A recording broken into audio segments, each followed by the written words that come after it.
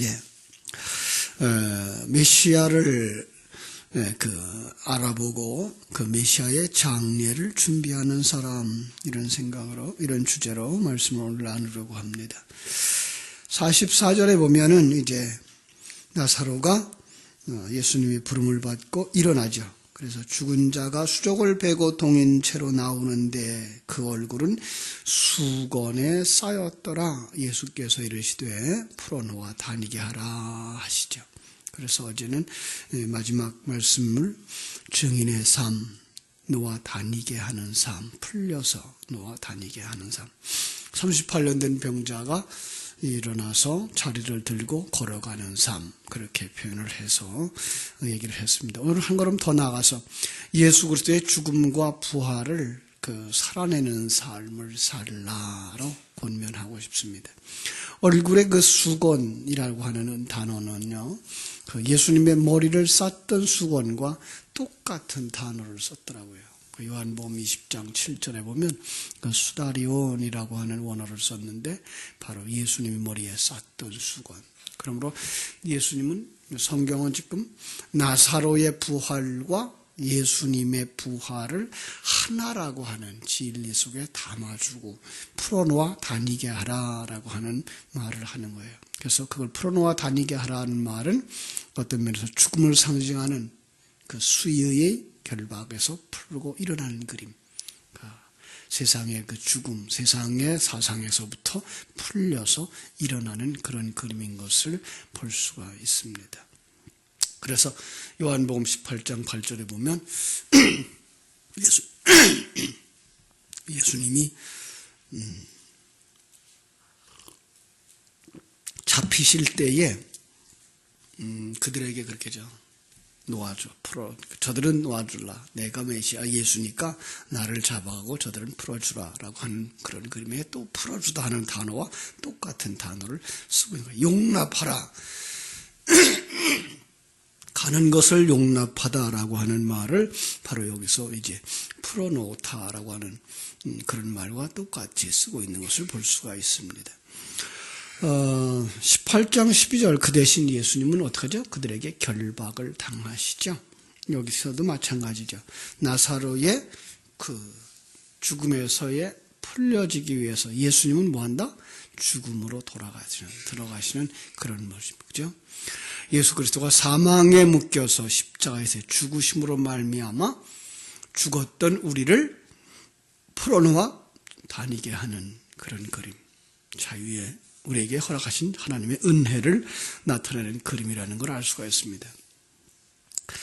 그 대속의 죽음을 이제부터 12장부터 하나하나 이제 보여주고 계신데 7일 동안이죠. 마지막 7일 이때부터 이제 12장부터 시작되는 그림으로 우리가 풀어나갈 수가 있습니다.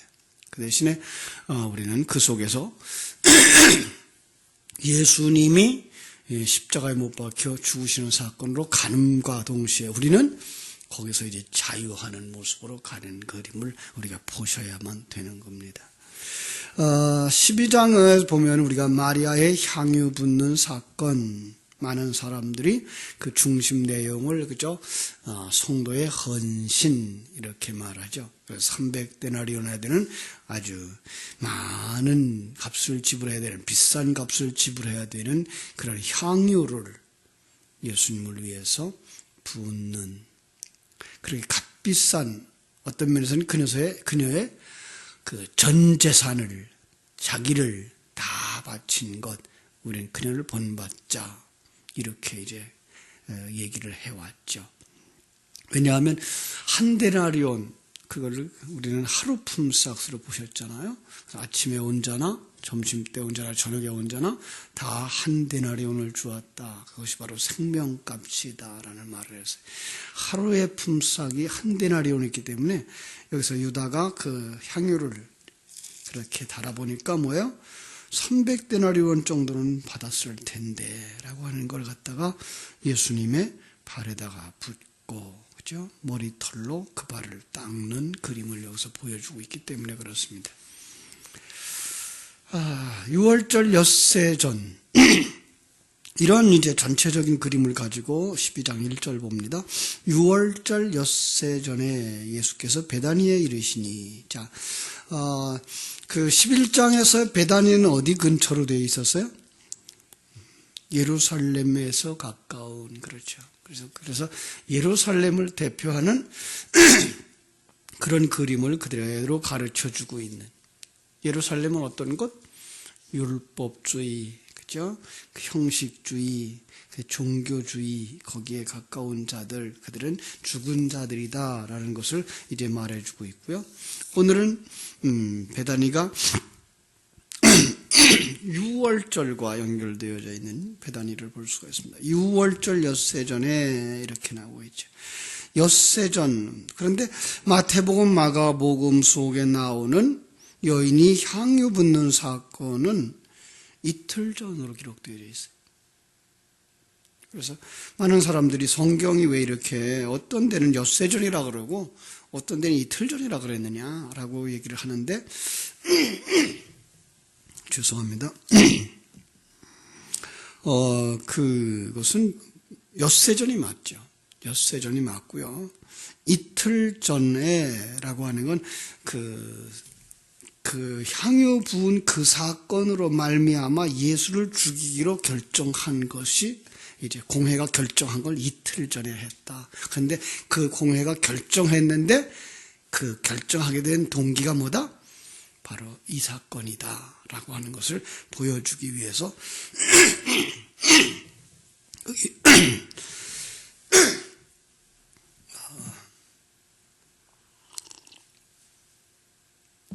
이렇게 이제 여기는 엿새 전, 이틀 전 이런 두 단어를 써서 우리를 혼란스럽게 하고 있는 모습을 볼 수가 있습니다. 엿새 전에 어떤 곳이에요? 예수가 죽은 자 가운데서 살아나신 나사로가 있는 곳, 뭐예요? 은혜가 있는 곳이죠. 그래서 그 장면이 아주 묘한 느낌을 주죠. 자, 잘 한번 들어보세요. 이곳은 예수께서 죽은 자 가운데서 살리신 나사로가 있는 곳이라 거기서 예수를 위하여 잔치할새 마르다는 일을 하고 나사로는 예수와 함께 앉은 자 중에 있더라. 나사로 죽었다 살아난 그가 어디에 앉아요? 예수와 함께 앉아있는 그런 그림. 에베소서 2장 5절과 6절을 그대로 풀어놓은 것과 같아요. 한번 보시겠어요? 에베소서 2장 에베소서 2장 5절로 6절. 허물로 죽은 우리를 그리스도와 함께 살리셨고 너희는 은혜로 구원받은 것이라 또 함께 일으키사 그리스도 예수 안에서 함께 하늘에 앉히시니. 여기서 우리와 나사로를 바꿔놓으면 어떻게 되죠? 허물로 죽었던 나사로를 그리스도와 함께 살리셨고 또 함께 일으키사 그리스도 예수 안에서 함께 하늘에 앉히시니 라는 말. 그 말이 무엇과 같아요? 오늘 12장 1절 2절과 있는 말씀과 너무나 같은 그림이죠. 죽었다가 살아난 자, 예수와 함께 앉은 자. 그렇습니다. 그 장면은 예수 그리스도의 죽음과 부활, 승천을 준비하는 작업이며 하나님의 백성이 예수 그리스도의 발자취를 따르는 그림인 겁니다. 그래서 우리라는 말을 에베소는 썼고 요한복음 12장에서는 바로 예수 그리스도와 나사로를 연결시켜서 보여주고 있는 그런 그림인 것을 알 수 있습니다. 하나님의 백성은 이렇게 예수 그리스도의 발자취를 따라서 죄와 허물로 죽었던 우리를, 그죠? 예수 그리스도와 함께 살리는, 사도신경에서 말하면 십자가에 못 박혀 죽으시고 장사 지내고 해서 장례 치르는 두 사람을 어떻게 해서요? 바로 예수님과 함께 죽음을 연상하시는 그런 그림으로 우리가 보았죠. 바로 그런 거예요. 그래서 예수 그리스도의 죽음, 나사로의 죽음은 지금 제가 뭘 연결하고 있는 거예요? 하나의 그림 속에 연결하고 있는 것이고 그건 바로 우리들의 죽음이다라는 거예요. 결국은 이제 나중에 요 똑같은 그림이 어디서 나와요? 예수 그리스도의 죽음으로 나오죠. 나사로의 죽음을 그대로 예수 그리스도가 똑같이 죽으셔요. 그래서 예수 그리스도가 죽으시고 다시 살아나시고 하나님에게 앉았는데 그때에 우리는 뭘 보아야 된다고요? 그 속에 누가 있다? 내가 있는 거예요. 네, 이 그림을 지금 연결시키고 싶어서 이렇게 지금 제가 말씀을 드리고 있는 거예요. 우리의 죽음, 예수 그리스도의 죽음은 예수 하나의 죽음이 아니고 우리와 연합된 죽음이에요. 그리고 그 연합된 죽음은 언제 일어났다? 창세전이에요. 예. 그러니까 창세전이라고 하는 얘기는 뭐예요? 시간과 공간 밖의 세계. 거기는 바로 영원한 세계이기 때문에 세상을 만들기 그 전의 시간이나 지금 시간이나 세상이 멸망할 수 있는 그 시간에 가서도 똑같은 날이에요. 이건 조금 우리가 이 시간과 공간 속에 살아가는 우리로서는 이해하기 어려운 부분인데 창세 전이라고 하는 그 시간이나 지금이라고 하는 시간이나 이후 세상이 멸망할 그 시간이라고 하는 그 먼 거리 같은데 불구하고 영의 세계에 올라가 보면 그날은 오늘이에요. 예.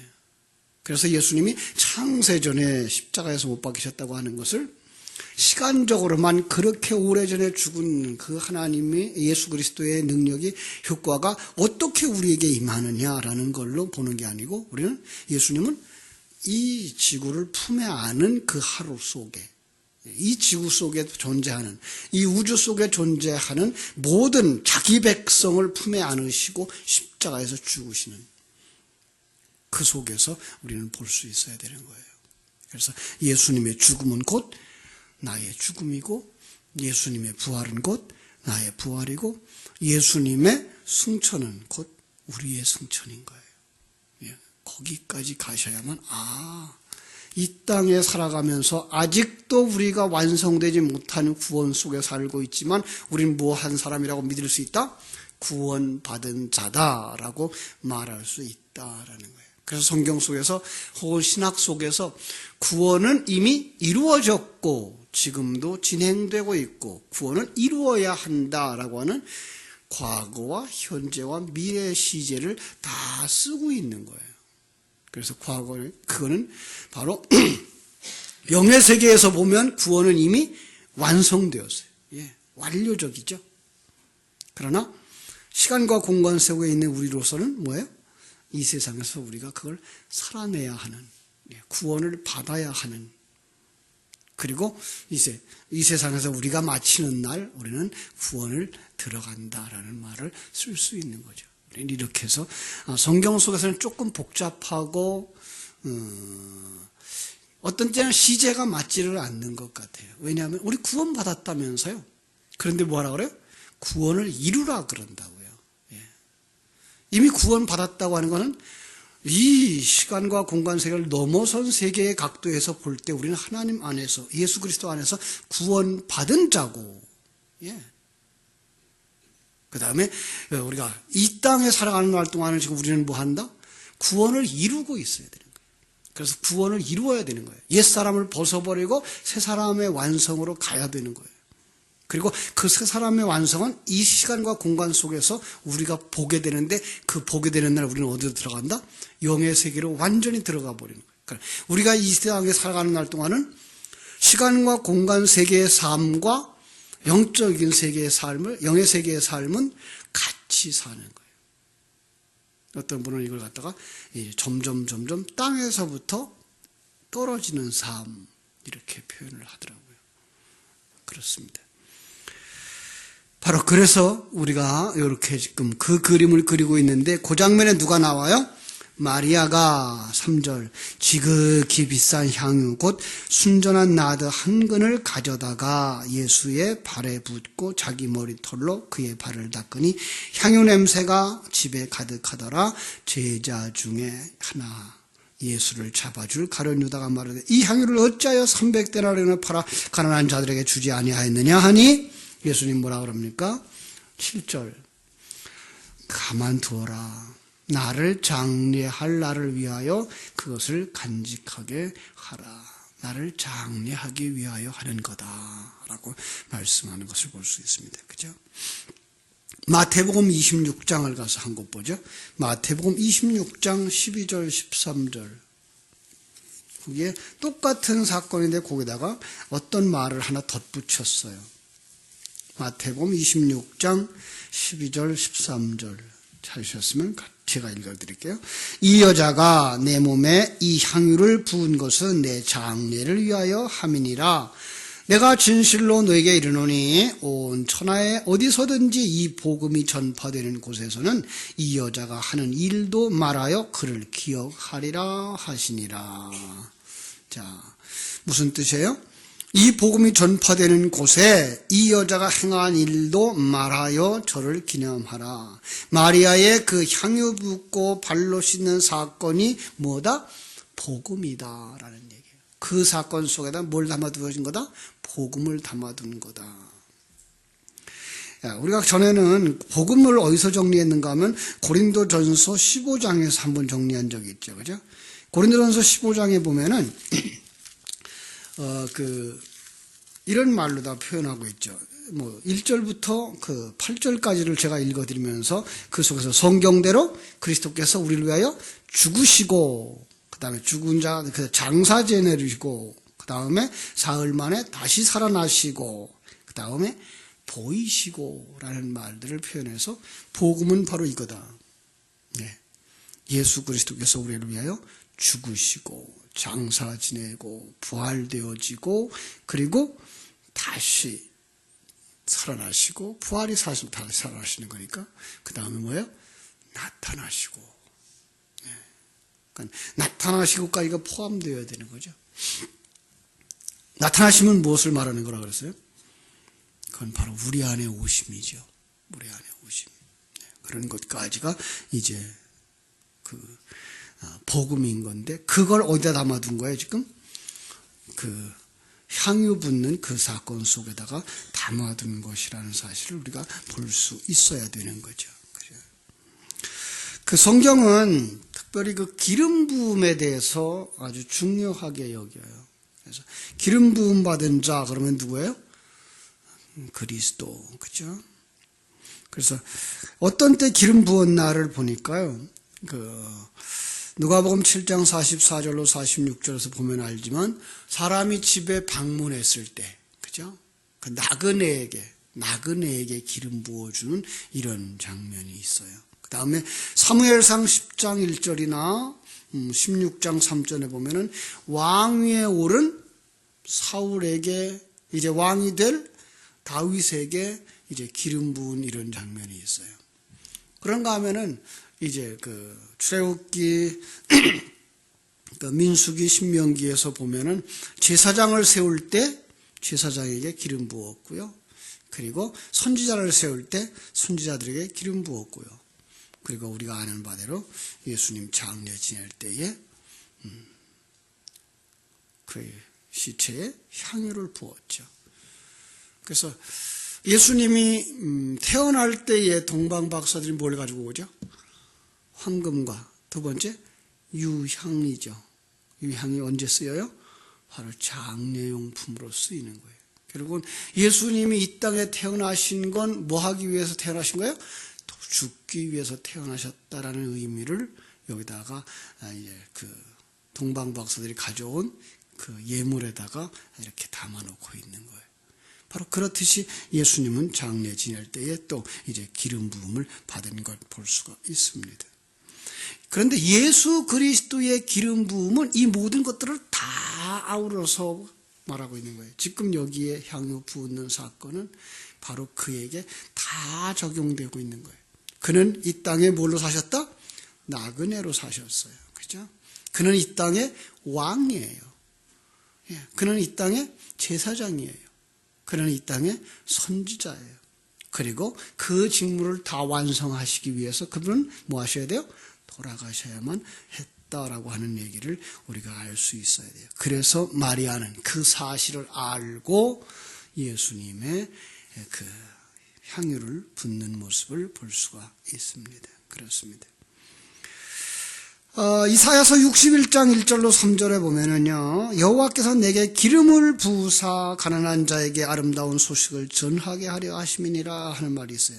나를 보내사 마음이 상한 자를 고치며 포로된 자를 자유하게 하며 갇힌 자를 노임을 전파하며 여호와의 은혜의 해와 우리 하나님의 신원의 날을 전파하며 모든 자들을 슬픈 자를 위로한다는 말. 이게 바로 예수 그리스도가 하시는 사역이고 그 일을 위하여 뭐했다? 기름을 부었다라고 하는 것을 알 수가 있습니다. 그렇습니다. 조금 잘 보세요. 예수님 부은 기름이 어디까지 흐르나? 그죠? 예수님은 발에다가 부었어요. 그죠? 그러니까 머리끝에서 발끝까지 전부 다 뭐다? 예수님의 기름 부음을 받은 그런 모습인데 지금 거기에 지금 마리아가 어떤 모습으로 다가오는지를 우리가 볼 수 있어요. 어떤 모습으로 다가오죠? 발을 예수님의 발에 붓고 자기 머리털로 그의 발을 닦으니 향유 냄새가 집에 가득하더라. 자, 머리를 풀었다는 말은 민수기 5장 18절에 보면 부정한 자라고 하는 것을 자인하는 인정하는 표현이에요. 그러니까 마리아는 거기서 자기 스스로가 뭐예요? 나는 부정한 자입니다라는 얘기를 들어가는 거예요. 더 나아가서 그는 예수님의 발을 자기 머리로 닦음으로 말미암아 예수님이 자기 머리 위에 계신 분으로 표현하는 거죠. 그것이 바로 예수님이 내 주인입니다의 고백이 되겠죠. 그렇습니다. 예수님의 비하의 신분을 그대로 답습하고 있는 거예요. 낮아짐이죠. 자기 스스로의 낮아짐. 네. 하나님의 말씀에 순종하고 부정한 자 되어져 이 땅에 오셔서 십자가를 지신 그 삶을 지금 누가 따라가고 있는 거예요? 성도된 마리아가 따라가고 있는 거예요. 이 그림인 거예요. 결국은 이 그림 하나 속에는 뭐가 다 들어가 있어요?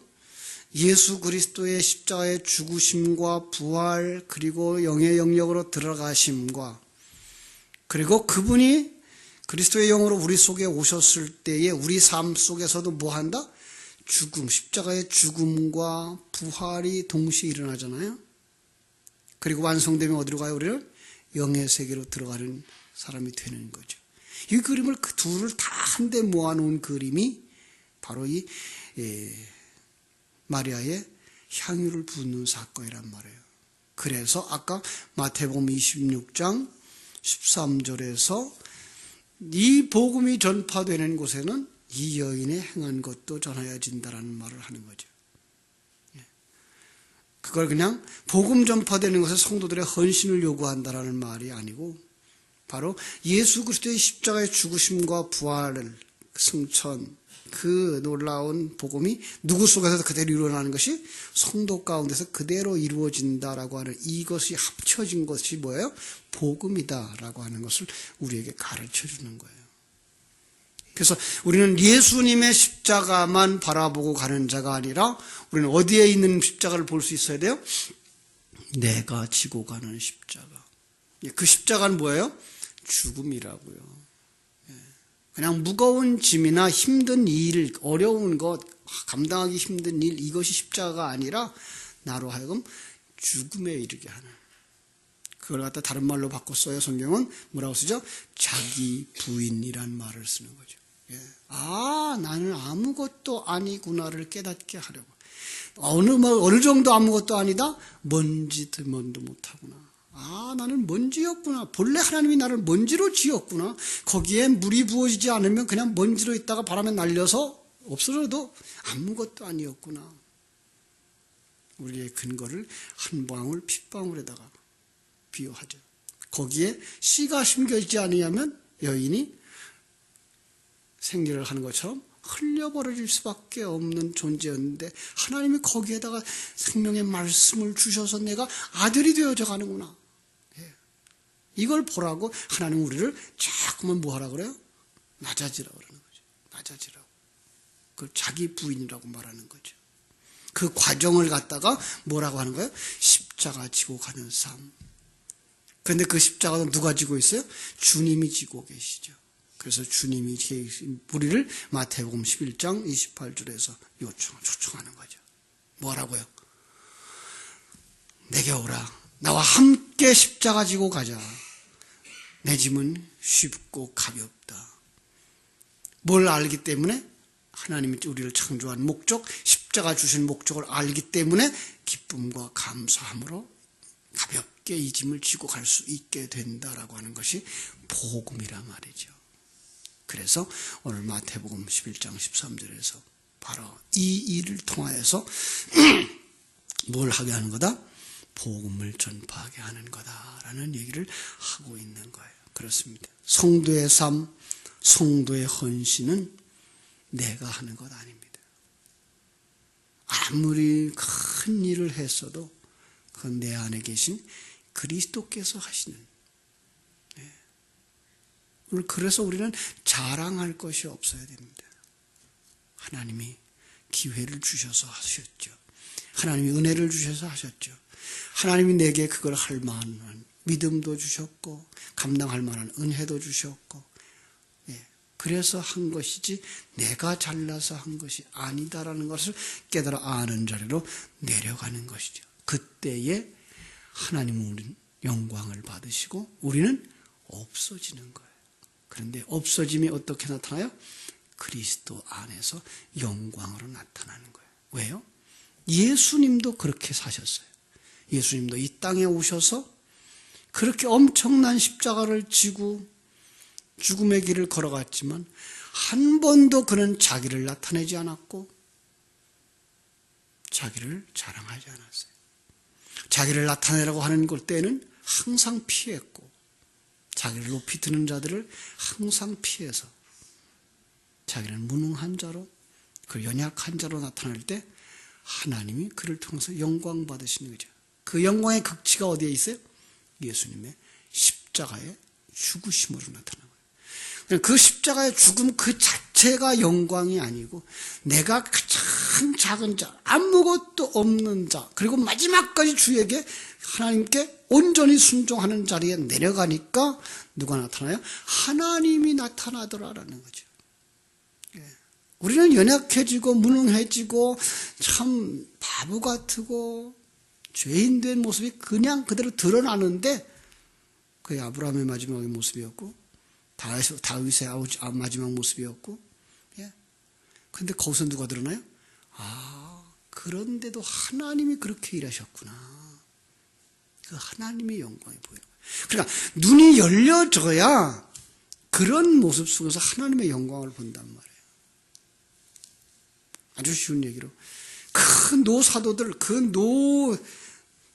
노인들, 우리 믿음의 선배들, 더 나아가서는 그렇게 훌륭하게 하나님의 일을 했던 그 주의 종들이 어떻게 그렇게 초라해지냐로 보는 게 아니라 그렇게 초라한 모습으로 자기가 노출될 때 뭐 해야 돼요? 그를 들어주신 분이 하나님이셨구나. 인간은 그럴 수밖에 없는 존재인데 불구하고 그 당시에 하나님은 그를 그렇게 들어 쓰셨구나. 이게 보여야 된단 말이에요. 그래야 우리는 우리 자신들도 그 자리로 내려갈 수 있는 것을 인정할 수 있어야 되고 그리고 그들을 하나님의 안목으로 볼 수 있어야 사람을 평가하지 않고 하나님 앞에 쓰임받는 도구로 보고 그 속에서 우리는 하나님이 얼마나 크신 분이며 우리를 사랑하고 계신 분인가를 보는 눈들이 열려져 하나님께 영광을 돌리게 되는 줄로 믿습니다. 그것이 바로 죽은 자들이고 그것이 바로 그리스도가 자기 안에서 주인된 자들이고 그의 삶의 가치관이 변화되어지고 세계관이 변화되어지고 인생관이 변화되어진 사람이란 말이에요.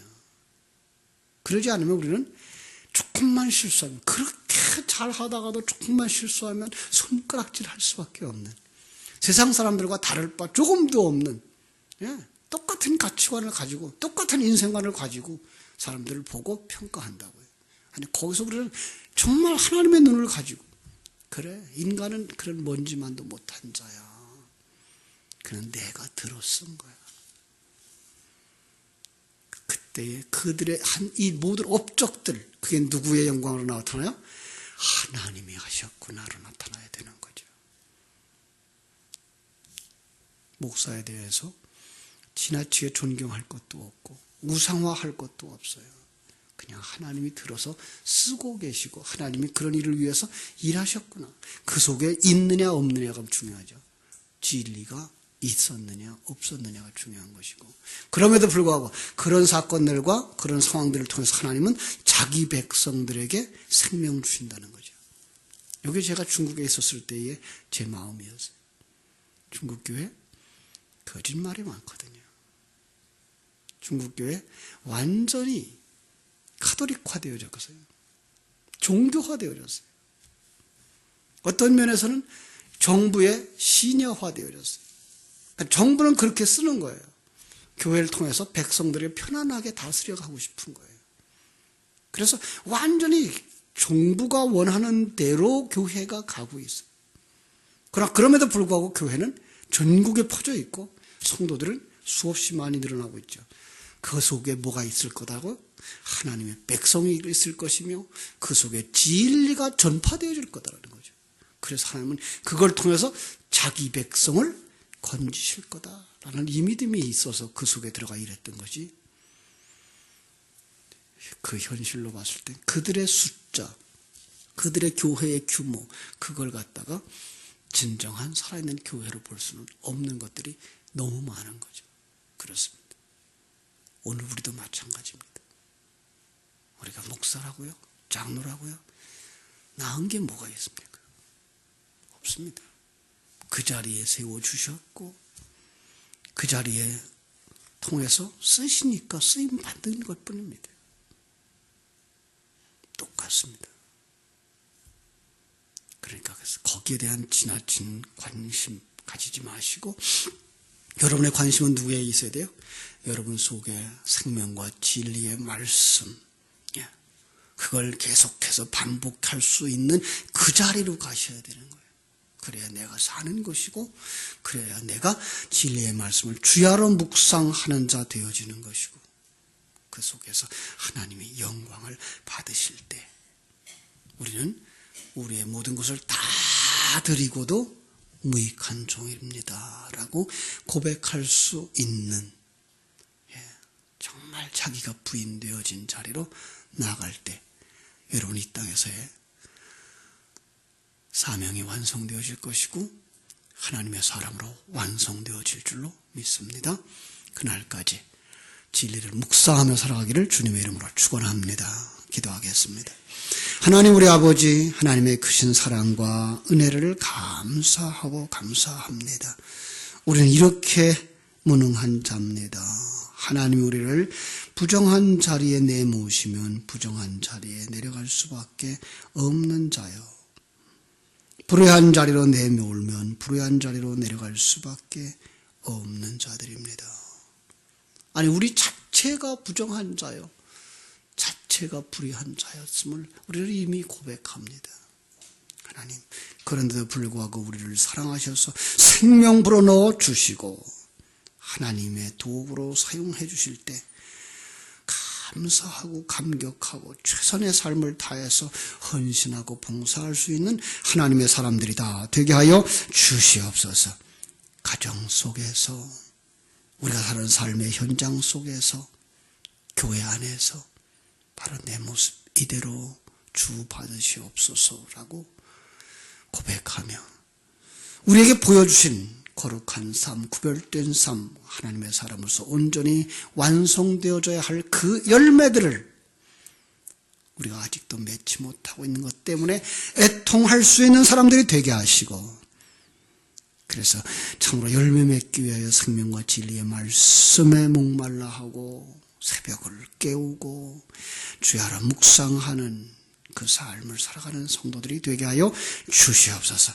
마침내 눈이 열려지고 귀가 열려지고 하나님 나라가 보여지고 하나님의 계획이 보여져서 머리를 숙일 때마다 감사하고 감격하고 찬송하는 자로 바뀌어지게 하여 주시옵소서.